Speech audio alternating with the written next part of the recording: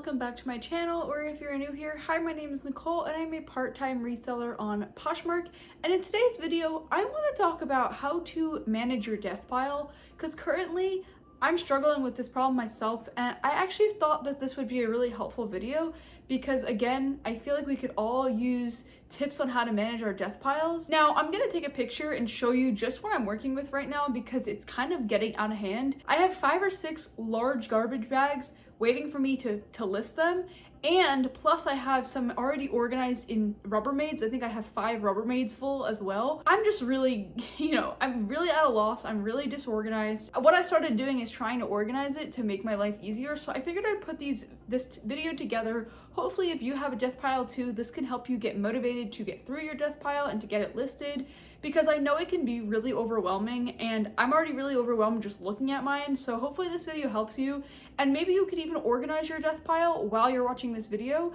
and start going through it, and maybe that will be the motivation that you need. Hopefully you find this video helpful, and if you want to see other videos like this, definitely make sure that you're subscribed so you never miss a future video that I do here on this channel.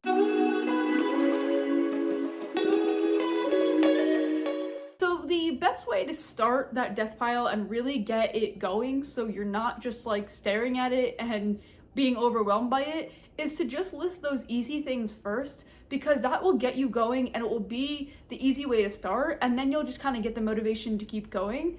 And if you list those easy things first, it's a lot easier to tackle than trying to do something more complicated. So I tend to try and do like the purses, the shoes, the home goods, and then I try and do like the clothes, because the clothes are a little bit more complex, especially with measurements and things like that. So again, start by doing the easy things first. It'll help you get going, and then you can start tackling the more complex things after. And now the next one seems so simple, but we wouldn't all have death piles if this was the case, but it's to not let your death pile just get overwhelming, and don't let it pile up to be too much. I currently let that happen at my place, and it's just making it 10 times harder for me to get through it because I'm just so overwhelmed and I don't know where to begin. So don't let it pile up, make sure you stay on it, keep listing every day. And maybe don't take in as much if you are guilty of creating these death piles over and over, because that is only going to make it harder and harder for you to feel motivated when you just have so much that you're staring at. It's going to make it hard to, even figure out what to start with. So what I find really helpful, and I've started kind of doing this, and you'll see in the Rubbermaids, this is what I've been doing. I've been trying to organize it by either category or, even season to make it easier so I know what to kind of list first. So organize it in whatever way works for you. So currently I have these 2 big Rubbermaids, and I'll upload a picture here to show you exactly what it looks like. But I have them organized by, their summer pieces, and then I have one that's all bottoms, so that's skirts or shorts or things like that. And then I have a whole nother one that is tops and dresses.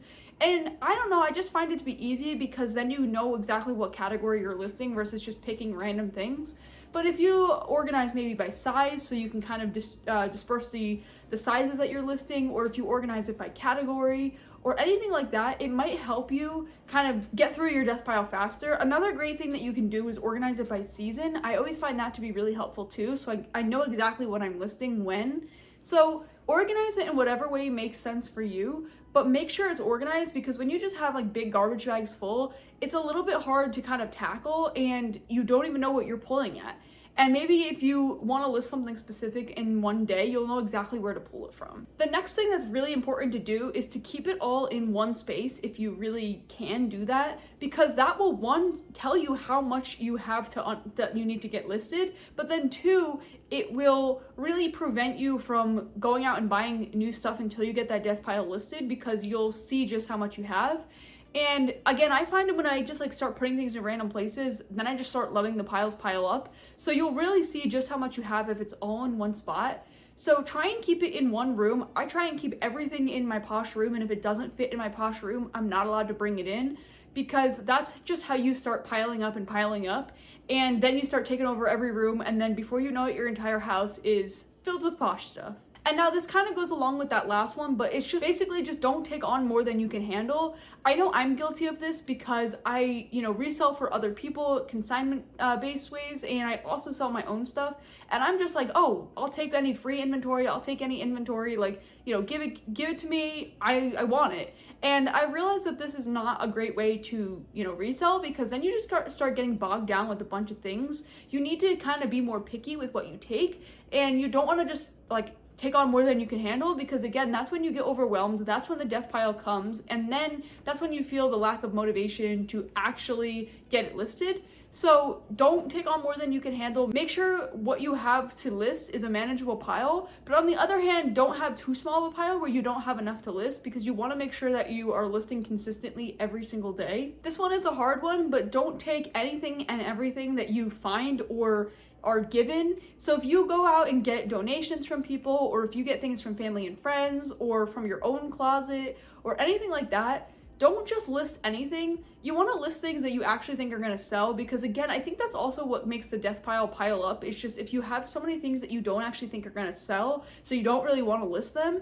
and then you end up listing them and then they don't sell. So make sure what you're listing is actually things that you think are actually going to sell, and make sure you think those are good pieces, and you have to know when to say no to pieces. Don't be afraid to say, hey, I don't think this piece is going to sell, this is too basic, or things like that. Don't be afraid to do that, because that is so key, and you don't want to fill your closet with a bunch of filler pieces. You want to make sure the pieces that you're listing are things that are actually going to sell and things that people really do want. Another great thing to do if you have way too many clothes like I currently do right now, you want to make sure you're listing in the season. So currently it is summer. I'm trying to get through all the summer things before I go to the fall and winter things. However, we are approaching sort of the end of summer. I mean, it's end of July when I'm filming this. I don't exactly know when this is going up, but we're approaching that last month of summer, and I want to start getting the fall stuff listed, because I know people are already thinking about fall. I know if you go into any store right now, they already have fall decorations up, which I'm really happy about. I'm so over this heat.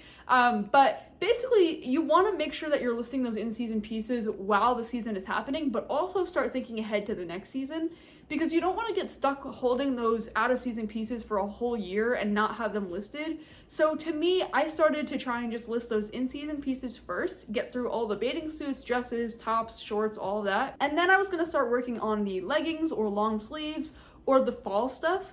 So that should motivate you to kind of like get through your stuff easily when you're trying to list in season. You don't want to be listing like a winter coat in the middle of summer or vice versa.